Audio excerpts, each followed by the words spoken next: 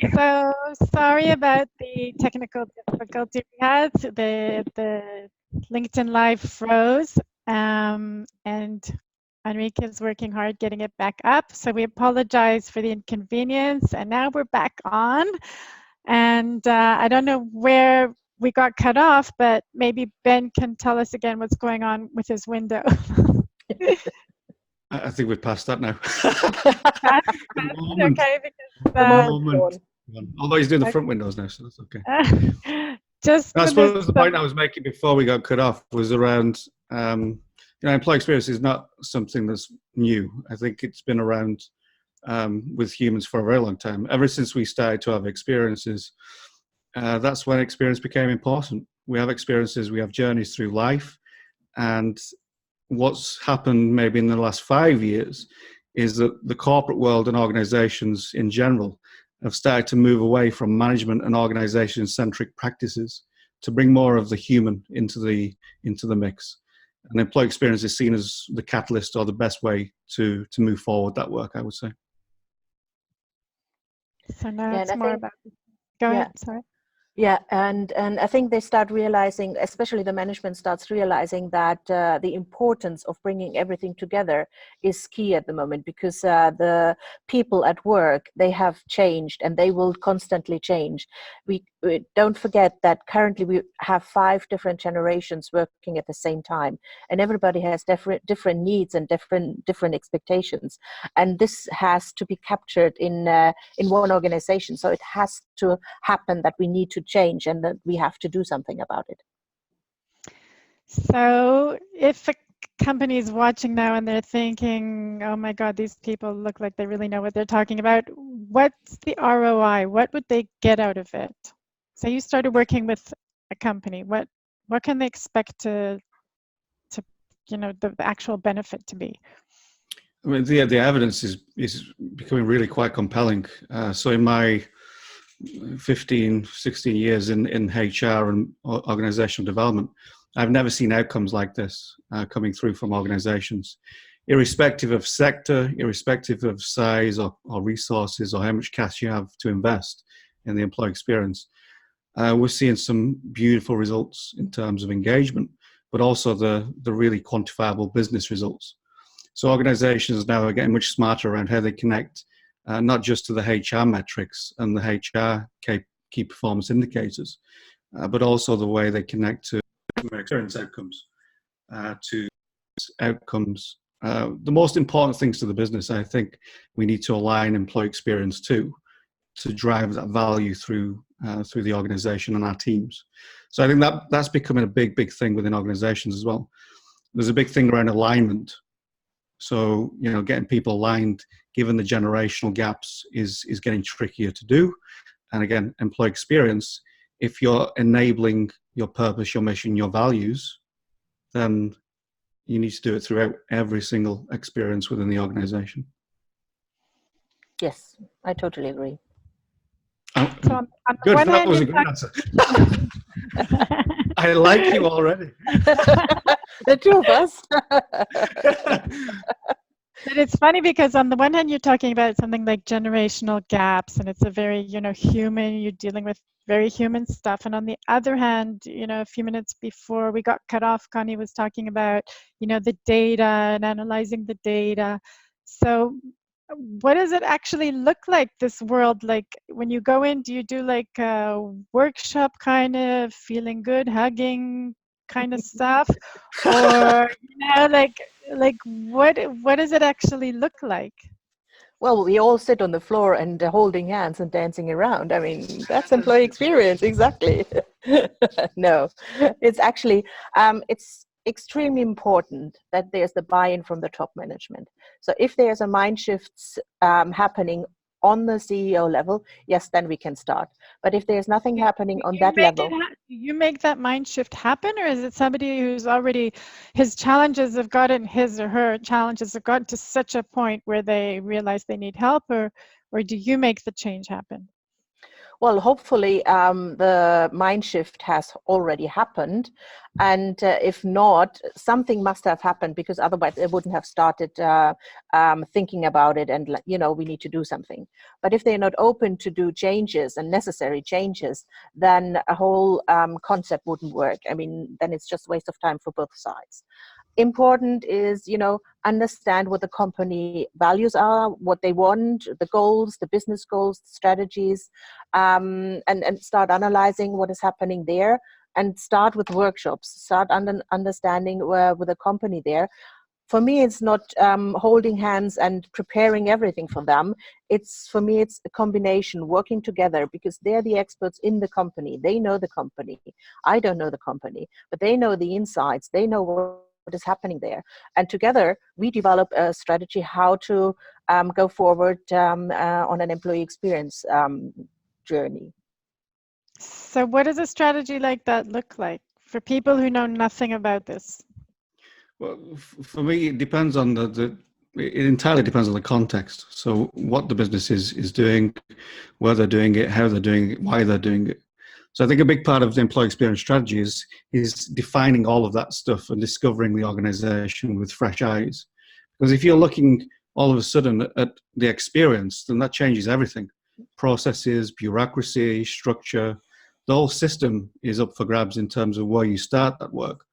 I think for me, it's about starting with the things that are really annoying employees. I always like to start there, So rather than building. They're like customers now. The employees are actually like customers. They have a journey, they have an experience. They're more like that. I would definitely agree with that. They're more like customers, but I would say the relationship we have with employers is so much deeper, and there's so much involved that customers, if you put out a bad product or if you do something wrong, they will leave you and they will go somewhere else. Employees will always stay. They will always tend to stay in a lot of circumstances. So I think the relationship and the way we design our employee experience strategy needs to reflect that. So very much about co-creation. So I want to be utilizing the views, insights, and expertise, not just of practitioners, but of employees within the context. So this is where the data side comes in, and we can get some really good quantitative and qualitative data of a really compelling journey in work, essentially. Mm-hmm. And yes, and I agree, they are a bit more than just customers. And I think that's something, it's a customer plus, because we have to treat them with respect, and we have to treat them differently and not hierarchical anymore. We don't just go out and say, hey, you need to do this and that and the others, but it's a combination here. It's, it's teamwork there.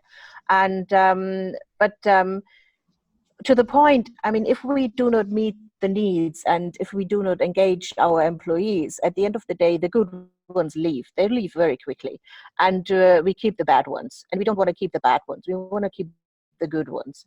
And this is the part. So we want to be bad ones. It's I think it depends on the company. It's a definition for everyone is a bit different. But those we actually do not. Those who are not engaged, rather disengaged. Those who are not going the extra mile. Those who are not, part of the values and part of the culture of the company. They're just here for, sitting there 8.5 hours in the office and then go home and receive the salary. But which is on one side can be good. Okay, it depends on what they need to do. But we want those who are engaged, and those who are really to the ground and advocates for the company. And this is what we want, because we don't underestimate how employees are perceived outside in the social media as well. I mean, how they develop the brand as well, how they communicate about the brand. And this is a critical point here as well. So if we keep those who are not that enthusiastic about the company and talk about that outside in the world, I think those are the ones we don't. Yeah, that's a great point around employee experience, because employee experience will enable you to create the conditions, creates brand advocates. Yes. So they can go out to their networks, to their families, to their friends, and say, this is a great company because of the way, my experience. And the problem most companies have, and I can relate to the point, they start complaining about, the employees that they don't want, and maybe they want to exit them. But the reality is employees never leave a company. Contractually, they may leave, but actually, if you give them a negative experience, then they'll go out to the world and they will do the same thing, but it won't be advocacy. It'll be really challenging for a lot of companies. And we've seen lots of critical reviews and exposés on companies who have got this completely wrong. So I see this as shared responsibility. The employer has the responsibility to create a positive employee experience working with employees. And employees have a role to play in also making sure that that employee experience is the best it possibly can be. And that they're maximizing all the potential of it. Because if it goes, if it goes to the side of the employer too much or to the side of the employee too much, then that's not a great organization. That's kind of like an imbalance within the power structure.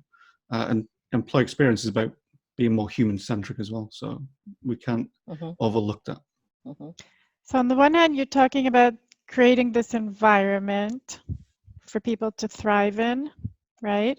And on the other end, you're talking about what happens outside the environments influence each other.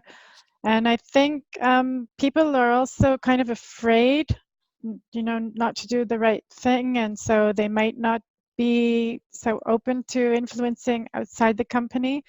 They're sort of in their own circle. They're sort of in their own thing. Do you know what I mean? I mean, you don't have to be like these extremely close to employees as well. I mean, as long as you're happy, as long as you really are an advocate for the company, it doesn't mean that you have to go out on Instagram and Facebook and LinkedIn and everywhere and share all sorts of videos and whatever. Not necessarily, but I think not negative news is good news at this case as well, because if you are unhappy, you start communicating in a negative way, and this is something we don't want as an employer. And so it's not necessarily that you have to go out and be a huge advocate by being outspoken and whatever. That's not necessary. Some are, and that's okay, but not everybody has to be. Yeah, I have the employee programs we run, and you wouldn't see them. They've never interacted on social media with anyone or anything. They wouldn't be watching this because they don't do that kind of thing. But what they do is more powerful. So, one-to-one or, speaking directly and intimately with the people they care about, it comes across through their very being how powerful an experience they've had. Now, whether that's a great experience or a negative experience, you will see everything about them change when they relay that narrative and that story and share that experience. And to me, that can be more powerful than social media, because they could be talking to a key person of influence, or they could be talking to someone who has some real, they could be a customer or a potential customer. But, you want that to be positive. You want them to be saying positive things about your brand. And they will take that everywhere they go. So introvert, extrovert, doesn't really matter. They're all going to be doing the same thing, and they're going to be relating the experiences that they've had, whether you like it or not. And don't underestimate the value of those introverts who have a huge network. They are your internal influences. So if you want to change anything in your company, these are the go-to points, and they can be anywhere. And it's not necessarily that they are CEOs or head of or whatever. It could be a manager or an employee in one area here or there, and they're your greatest influences because they believe in what you do and they talk to their network, and talking to their network is the best they can actually do, and that's the best that can happen to you as a company. So how does this process actually work? It starts like with the CEO having a vision, Connie, you were telling me. How does it get started? What ignites this process?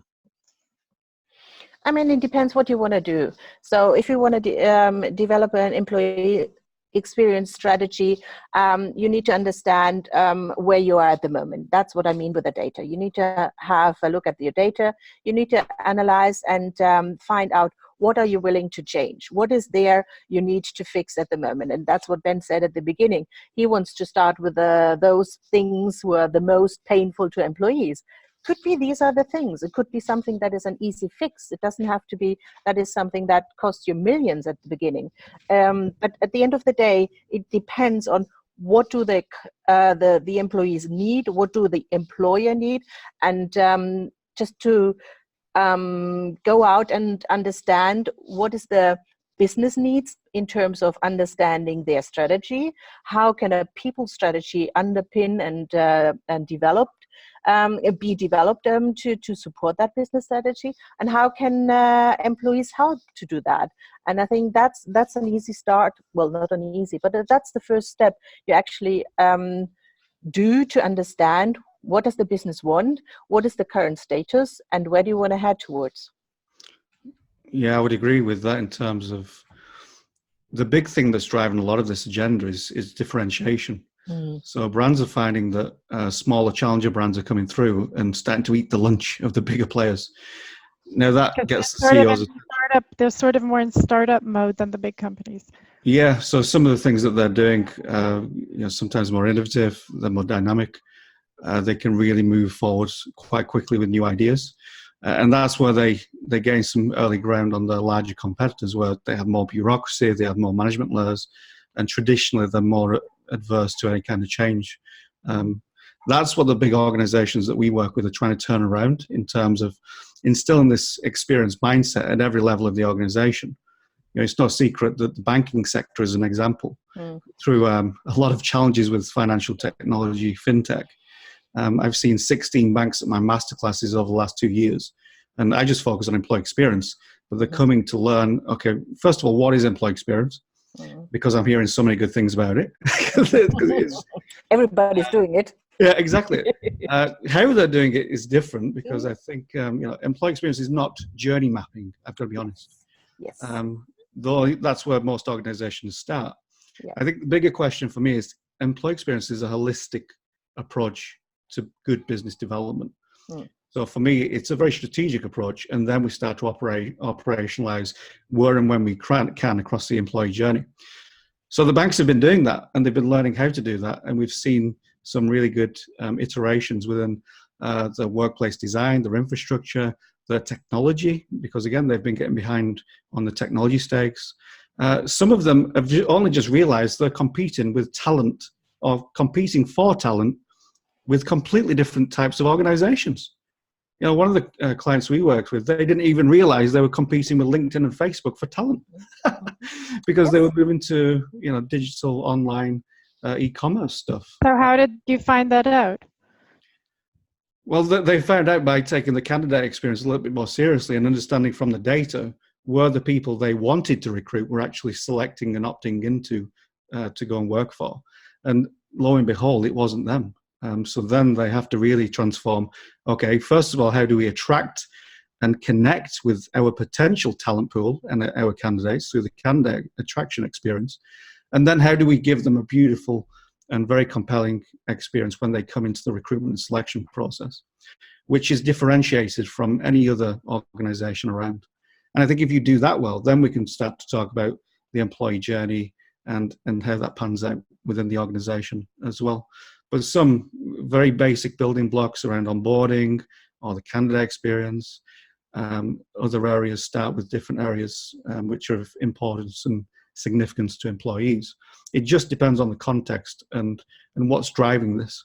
It could be a CEO who's had an epiphany or a crisis, which is more relevant, I think.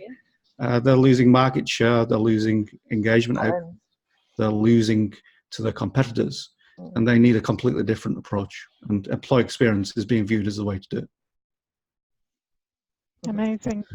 And the concept is not one fits all. So it's a concept that you have to develop with a company. You can't just open the drawer and take it out and that's it, hand it over. That is not it. And that's what companies and also consultants need to understand. It's not a standard process here. That's a really beautiful and key point. So some of my first clients were consultants from major organizations, and it took them a long time to realize that they couldn't do what they've always done, which is the off-the-shelf.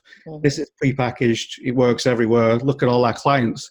It doesn't work like that. Nope. Yes, That's a good thing, because the expertise is where it should be, and that's within our organizations and with employees who are the genuine experts of the experiences that they have. But I remember sat in China, because I was based there for 3 years, and I got a phone call after one of my articles kind of blew up, and a consultant said, okay, employee experience, is it a thing? If it is a thing, how do I consult on the thing? Stop consulting. So you've seen a big pivot from consulting firms around, now we work in co-creation and partnership with organizations, and that's a good thing. I'm not going to criticize consultancies, because I think if they can add value and help enable great experiences, then that will filter through the economies that we're serving, and not kind of just putting things out there to make a quick buck. Yes. Amazing, amazing. Lots of amazing information here. I'm so happy that Enrique started this Hacking HR 2-day summit. It's like this global connection, this global TED virtual thing happening on LinkedIn. It's really the beginning, the first stage of a whole amazing new platform for us to hack into our better future together. I mean, so many great experts here and so much interesting insight. What practical tips could we give to CEOs who want to get started on this? Well, start with being open-minded. Start with talking to your people. Start with understanding the needs of your people. Start with listening. I think these are key elements for me to be successful at the end with an employee experience strategy in your company. I think that's really the turning point. Like, did they get it at the top of the pyramid or not? Like, that's really such a key point. I think that's not to say that you can't do great work with what you've got. Mm-hmm. So I think you can get started. You can start to build a proper mandate experience. A lot of great approaches have started from very different positions. So it could be a very talent-centric approach. So let's develop a great talent experience, or let's develop a great community experience. Let's do some good corporate social stuff, and then we can broaden out the mandate. So I think, it comes back to the context and what the top team is actually interested in. I think one of the things that we encourage people to do is to do a quick analysis of the motivators of the CEO and top team and some of the collective experiences that these people have had, because you may find some unlikely champions of certain aspects of the employee experience, which can then be cultivated to broaden out, actually, let's go and do some of the proper work. And some of the deeper employee experience work could be actually changing the business model. It could be changing the way you interact with your consumers. Mm-hmm. It could be changing the way you develop your employee experience, working back from the customer experience strategy. Mm-hmm. Now, these are big things, and it's easier said than done. But again, we're seeing some glowing examples of organizations really starting to look at how X and CX come together to create a great brand experience for not just clients and employees and customers, but also the shareholders of the organization and society at large. We're going to see a lot more, particularly as I put that in the book here, around this social impact. Mm. Is it a positive? It's all human relations. Absolutely, to do with human centricity, human relationships. That's at the very core of employee experience. For the research, this book's 4 or 5 years in the making, and I'm going to do myself a massive disservice here because people say Mr. Employee Experience and da-da-da-da-da, but actually, employee experience, I'll let you in a secret, it's not about employees. It's just not about employees. My branding is down the toilet. It's about humans. Absolutely. So employee experience is about humans and the connection that those humans have with a brand, society, and each other more than anything. And, it's quite a challenge through the research. But actually, no, it makes absolute sense. We can be employee-centric in the way that we organize and the way we develop our organizations. This is just good thinking. But actually, the thing that's driving this is human centricity. I love that point. Sorry, Connie, because on the one hand, we're talking, we're on LinkedIn and we're talking about employee experience and around the workplace, and this is for companies and everything, but actually all these things, if you're creating these pockets of positive human connection inside these companies, and people are doing it because, you know, that's what they need to make a living, they need to get along well, they need to have non-toxic environments to thrive in and succeed. So it's not, you know, we're creating these amazing environments, and some of these are really big companies. So I feel like this good energy radiates out of the company to the world. So it's really not just about the companies, it's really about, you know, helping fix our whole world and get to this new stage where we have much more positive energy flowing around. It sounds a bit esoteric, but it's actually not that, but it is going in that direction.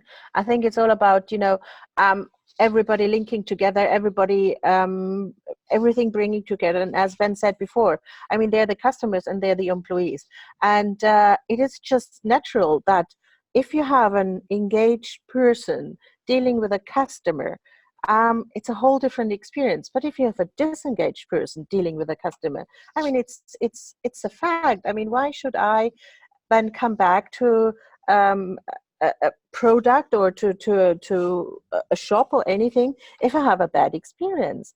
And I think that's a very simple calculation. And we're just at a point where companies just cannot afford even the smallest embarrassment. They just can't afford it. It's just not like before. It's not like it was, you know, half a year ago or a year ago. Nowadays, really, they just can't afford it. The smallest thing, you know, there's the Starbucks example. She asked them to leave because they weren't ordering coffee, and the whole company had to go through this training. It cost millions and millions of dollars. What other stories, examples can you give us from real life? All you're traveling around the world, Ben. I mean, so I've been across 16, 17 countries now, just exploring employee experience, talking about it, showing, learning. Because I wanted to see, obviously that is my fundamental position, but I wanted to see how it's being applied in practice at global organizations, but also within medium and smaller companies as well. And the outcome and the evidence that I've seen consistently determines that you can apply employee experience within any context, and you'll start to see some stunning outcomes. So I'm also chairman of the UK Employee Experience Awards. So I'm privy to lots of information, and you know, The Economist and others send their research to me to look at. And I've never seen anything like this. Like the outcomes, the transformation journeys, the impact on professionals who are leading and architecting this work. Actually, the connection between leadership and the employee experience. So across all organizations, you can see what's going on here. There is this push towards human-centric approaches, but also that connection to the business. So in reality, it's not about, oh, we're human-centric, we're doing this and we're doing good and all that kind of stuff. It's also about the business. This is delivering better business outcomes through human centricity and human-centric practices. So now, these companies are actually making more money. Their businesses are thriving. It's not something they're wasting time on. Exactly. And that's the key message that we want to get across as practitioners, is that this is going to hit your bottom line in the most positive of ways. Now, we've had all the research about engagement and you know, how the impact on the bottom line and profitability, stock price, and that still hasn't hit the radars too much. So I think a lot of organizations will have to go through the experience themselves. You know, CEOs will have to have a personal transformation. C-suite leaders will go through this. They'll have to have some pain maybe first, and then experience the very real pleasure of building a human-friendly company. Because once you've worked in one of these organizations, I don't know about you, Connie, you just said, but you walk in and it's a revelation.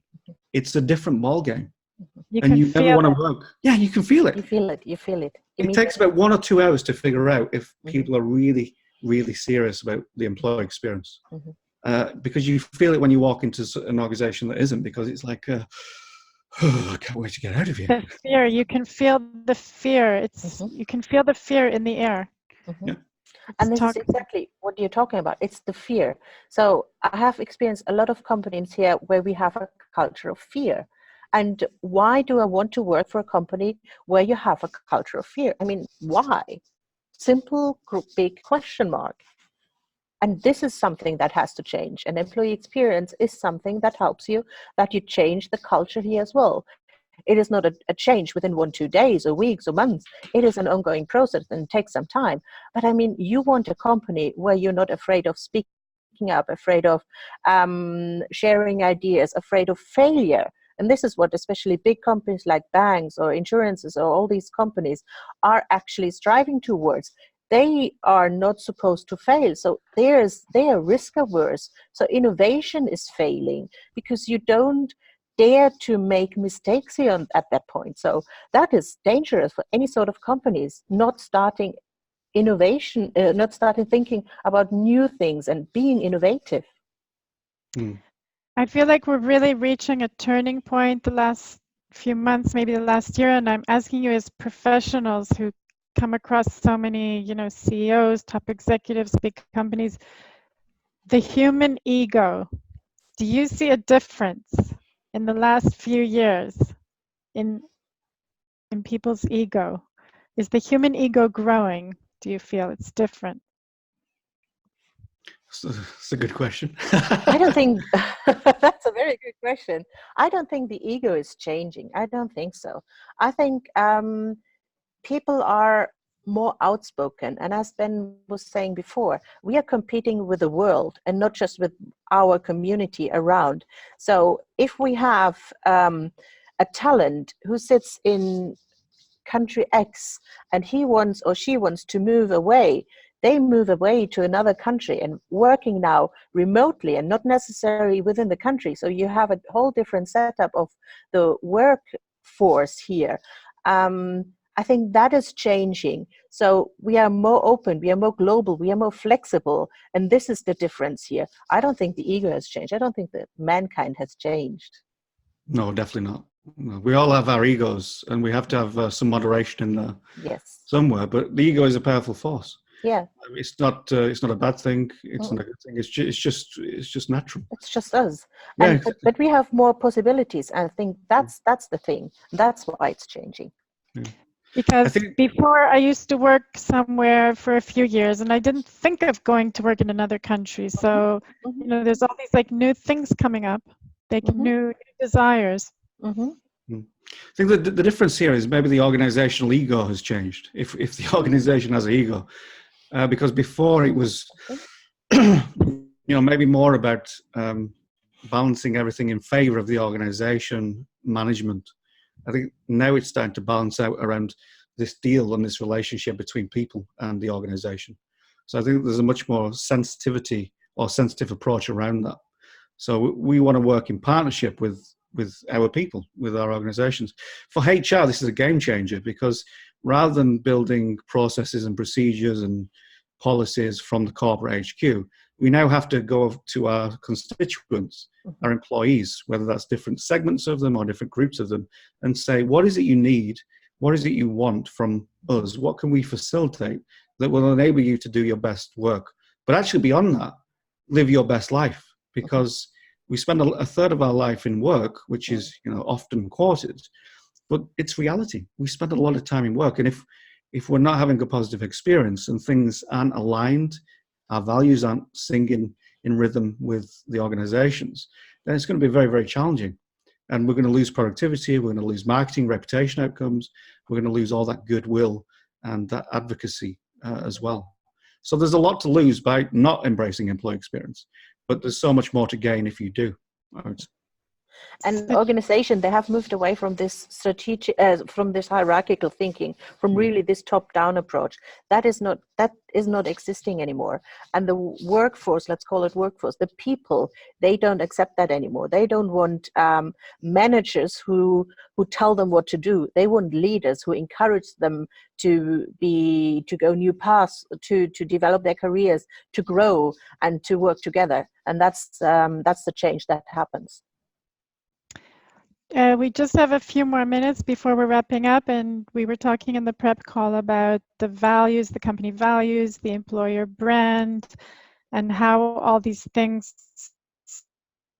come together Of course, if people are having amazing positive experiences at work, it's reflected outward, and values is at the core of all that. And I'm a branding expert, so I'm very interested in how these things are reflected in the brand, because I feel that branding hasn't changed at all in the last 10 years. People have a logo, they have a site, they have an app, but it's all still very sort of static compared to this very, very dynamic, changing world you're talking about. And I feel that it's not being reflected in brands yet. I think the difference here with employee experience is that brands actually mean what they say now, because they can't afford not to.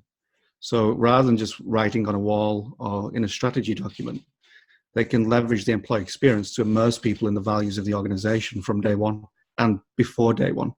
Now, this is the big thing. I think you've touched on a major point that a lot of people forget about or overlook. Employee experience helps you better communicate the values of the organization throughout all the experiences that are provided or co-created with employees. And I would say that's one of the secret sources of employee experience. You're saying it's all theoretical unless it's actually happening.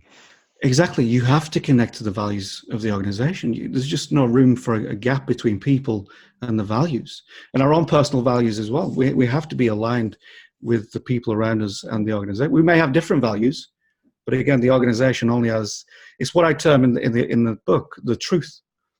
You're either living your truth or you're telling a lie as organizations. And it'll become evident as you work your way through the employee journey. Do you really stand for integrity when you're doing certain things? Are you really standing for this when you're doing something completely different on another aspect of your business? So again, employees are more sensitive to this, but employees are switching on to the fact that finally, I think they have an approach that can effectively integrate and embed and install the values of the organization. But not only that, the mission and the purpose, which are equally as important. We don't create initiatives that just stand alone and they're over here somewhere. They're all connected, and that becomes, in my view, the truth. And it's either true or it's not. And it's very important. I mean, the communication that happens internally with our people internally, and the communication that's going out. I mean, there people see the mismatch, and you as a top manager don't expect that your people are stupid. I mean, I don't think you hire stupid people. So people do understand what is happening there. And if you don't walk the talk, I mean, that's stupid from a top management perspective.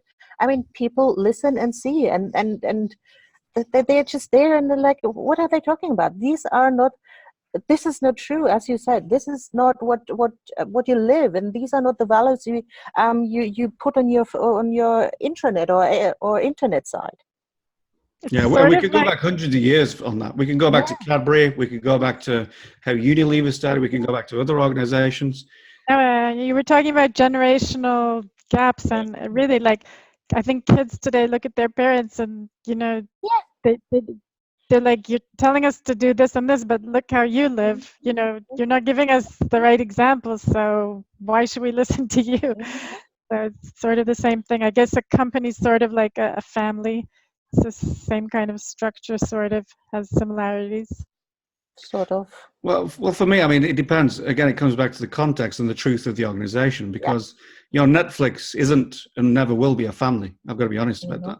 They're a sports team. That's their truth. Oh, that's something, yeah. So they're a sports team, and that's the way they've built the culture based on freedom, responsibility, but also high performance. So if you're not cutting the mustard, so to speak, you'll be gone. If you're on the bottom 10%, then you'll be leaving that company quite quickly. But that's their truth. As long as you're transparent around what you stand for, then employees respect that and buy into it. It's when you're trying to pretend you're something you're not, that's when people will say, hold on a minute, you're saying you're a family, but you're the way you treat people when they exit is just shockingly bad. But likewise, you can be a family and run your organization like a family, but are you genuinely a family? How do you build that within the employee experience? Treat people or treat employees like owners. That's a lot of nonsense unless they are actually owners.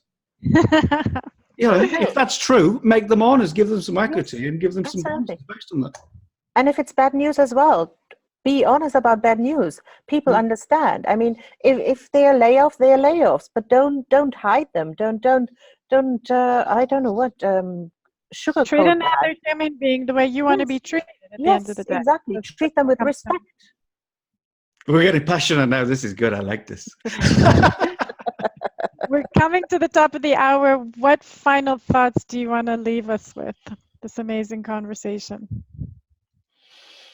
I think about what is happening within your company, and start with it, and start identifying what could be the best employer experience and employee experience you would like to have, and start with a discussion, start with talking to people, start listening to people, and start with a mind shift here.